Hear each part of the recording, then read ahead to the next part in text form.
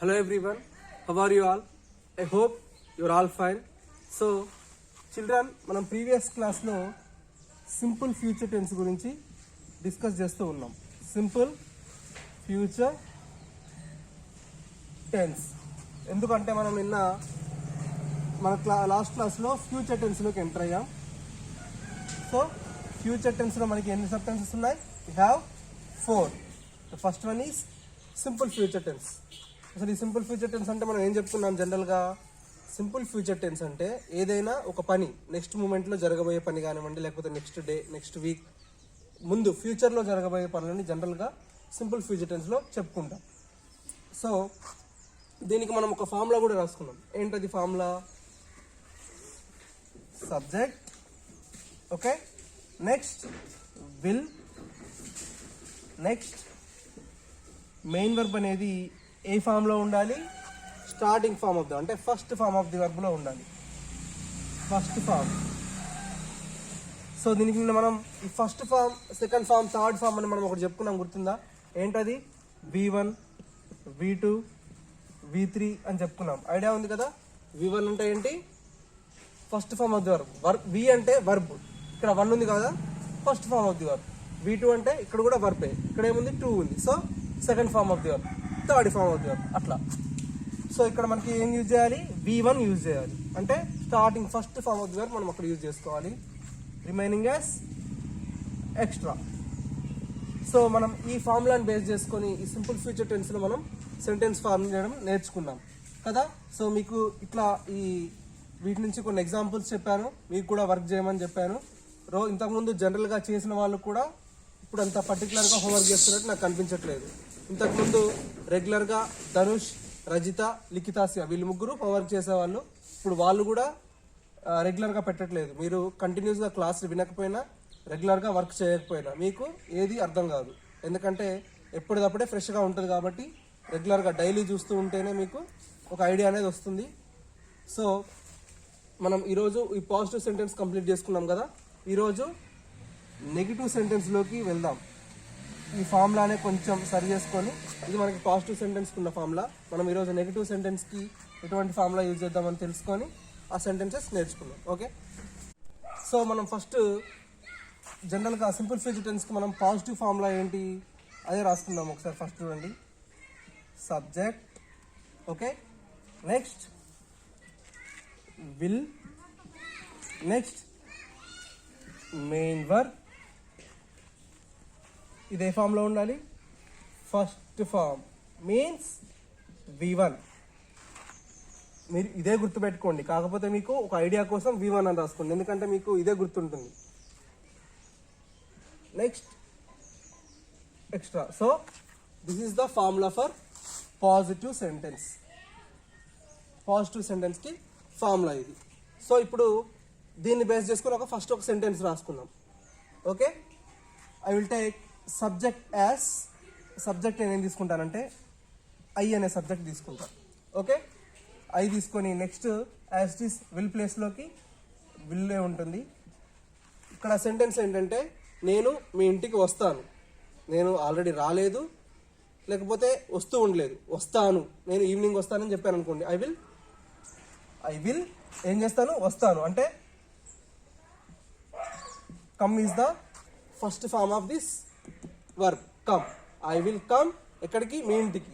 I will come to your home. So ఇది sentence అనుకోండి. చూడండి, I will come to your home, నేను మీ ఇంటికి వస్తాను. ఇది సెంటెన్స్. దీన్ని మనం ఇప్పుడు ఏం చేయాలంటే, ఇక్కడ మనకి సబ్జెక్ట్, మెయిన్ వర్బ్ ఇవన్నీ కరెక్ట్గా ఉన్నాయి కదా. I will come to your home, మనకి పాజిటివ్ సెంటెన్స్ అనేది పర్ఫెక్ట్గా వచ్చింది. ఇప్పుడు దీన్ని మనం ఏం చేయాలంటే నెగిటివ్ సెంటెన్స్ కింద కన్వర్ట్ చేద్దాం. దానికి ఫార్ములా ఏంటో చూడండి ఒకసారి. Negative sentence. సో సబ్జెక్ట్ ప్లేస్లో same subject, next will, okay, ఇక్కడ కూడా same. Next not. I will not, same. మళ్ళీ main verb is in first form, అంటే same V1. Remaining as extra. So ఇప్పుడు ఇదే సెంటెన్స్ని ఈ ఫార్ములా బేస్ చేసుకొని మనం ఏం చేయాలి, రాసుకుందాం. చూడండి ఫస్ట్ కరెక్ట్గా వస్తుందో చూద్దాం. సబ్జెక్ట్ ప్లేస్లో ఏముంది ఇక్కడ, I will, okay, I will, తర్వాత నాట్, ఐ విల్ నాట్, తర్వాత మెయిన్ వర్క్ ప్లేస్లో ఏముంది ఇక్కడ, కమ్, ఎక్స్ట్రా ప్లేస్లో to your, I will not come to your home. Okay, I will not come to your home. ఇక్కడ ఏమన్నాడు, I will come to your home, నేను మీ ఇంటికి వస్తానన్నాడు. ఇక్కడ ఏమన్నాడు, I will not come to your home, అంటే నేను మీ ఇంటికి రాను. ఓకే, ఇది నెగిటివ్ సెంటెన్స్. దీన్ని మనం ఇంకా దగ్గరికి చేసుకొని రాసుకోవచ్చు. అదేలా చూడండి ఒకసారి. ఐ ప్లేస్లో ఐ, ఇక్కడ మనకి విల్ నాట్ అనేది ఒక దగ్గర సెంటెన్స్లో కనిపిస్తే దీన్ని మనం ఎలా కుదించి రాసుకోవచ్చు అంటే, చదవండి ఒకసారి ఈ వర్డ్ని. వోంట్ ఎలా చదవాలంటే దీన్ని వోంట్, విల్ ప్లస్ నాట్ని కలిపితే మనకి వోంట్ అనే వర్డ్ వస్తుంది. ఐ వోంట్, మనకి ఈ రెండు కలిపితేనే ఈ వర్డ్ వచ్చింది. ఓకే, మళ్ళీ వోంట్ అని రాసాం కదా అని వోంట్ నాట్ అని రాయొద్దు. అందుకే మీకు క్లియర్గా చెప్తున్నాను. విల్ నాట్ కలిపితే మనకి ఈ వోంట్ అనే వర్డ్ ఫామ్ అయింది. మనం షార్ట్గా రాసుకోవాలంటే ఐ వోంట్. నెక్స్ట్ రిమైనింగ్ ఏముంది ఇంకా, కమ్ టు యువర్ హోమ్.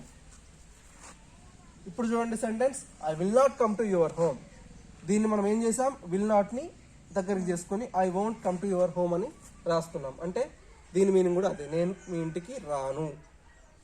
అర్థమైంది కదా. ఫస్ట్ పాజిటివ్ సెంటెన్స్ నుంచి, పాజిటివ్ ఫార్ములా నుంచి ఒక సెంటెన్స్ ఫామ్ చేసుకున్నాం. దాన్ని మనం నెగిటివ్ ఫార్ములా ఒకటి రాసుకొని సేమ్ యాజ్ టీజ్గా ఇక్కడ ఈ ఫార్ములాకి తగ్గట్టు మనం సబ్జెక్ట్ని వర్బ్ని యాడ్ చేసుకొని మళ్ళీ ఈ విల్ నాట్ అనే వర్డ్ని దగ్గరికి చేసుకొని short form of the word won't అనే మనం జనరల్గా యూజ్ చేస్తూ ఉంటాం. మీకు ప్రైమరీ సెక్షన్స్లోనే ఈ విల్ నాట్, డిడ్ నాట్ ఇవన్నీ వస్తుంటాయి. ఒక్కసారి మీరు ఎప్పుడైనా హయ్యర్కి వెళ్తూ ఉంటే ప్రతి దాంట్లో మీకు ఈ షార్ట్ ఫామ్సే కనబడుతూ ఉంటాయి. కాబట్టి ఇట్లా చెప్తున్నాం. ఓకే, కాకపోతే ఇది ఎలా వచ్చిందంటే మీకు అర్థం కావాలి కదా.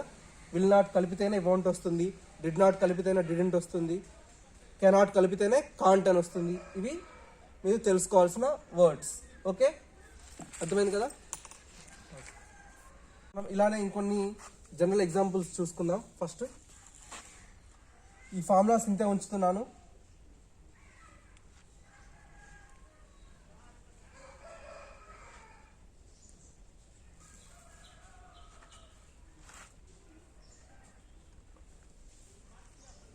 So now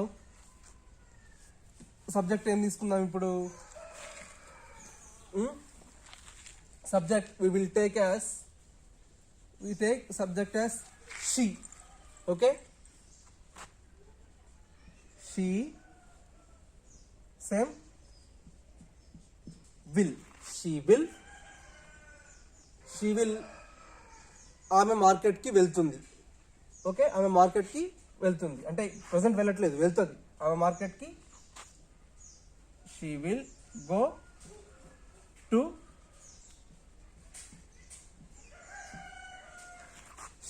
she is a subject here. Go is main verb, so remaining ఇది extra. she will go to market, ఆమె మార్కెట్కి వెళ్తుంది కొద్దిసేపట్లో, అంటే తర్వాత ఎప్పుడైనా వెళ్తుంది కానీ she will go to market, ఆమె మార్కెట్కి వెళ్ళాల్సి ఉంది. దీన్ని మనం ఏం చేయాలి ఇప్పుడు, ఇదే సెంటెన్స్ని మనం ఇక్కడ ఈ ఫార్ములా బేస్ చేసుకొని నెగిటివ్ సెంటెన్స్ కిందకి రాయాలి. సో సబ్జెక్ట్ ప్లేస్లో సబ్జెక్ట్ ఏముంది ఇక్కడ, షీ. నెక్స్ట్ విల్ ప్లేస్లో విల్. నెక్స్ట్ ఇక్కడ నాట్, మనకి ఫార్ములాలో ఇక్కడ నాట్ లేదు కదా, మనం ఫార్ములా బేస్ చేసుకుని వస్తున్నాం కాబట్టి she will not. Next main verb ప్లేస్లో go. So remaining to market, she will not go to market. దీన్ని మనం ఎలా రాసుకోవచ్చు, షార్ట్ ఫామ్ చేసుకొని ఈ విల్ని ఈ విల్ నాట్ని ఈ రెండింటిని యాడ్ చేసుకొని మనకి ఎలా వస్తుంది ఇప్పుడు షీ విల్ ప్లస్ నాట్ ఏమవుతుంది అప్పుడు అది own she won't go to market.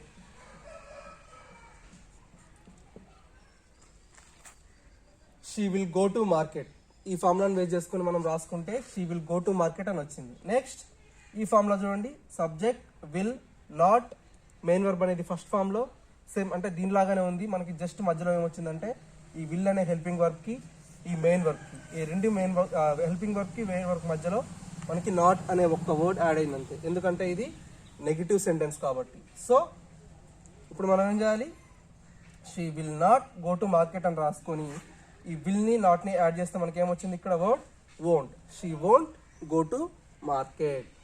So ఇది సెంటెన్స్. నెక్స్ట్ ఇంకొక ఎగ్జాంపుల్ తీసుకుందాం.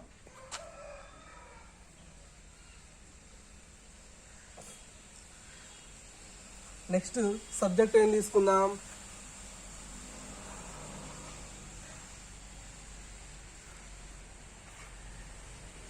They. We will take subject as they, T-H-E-Y, they. They is a subject here. So they will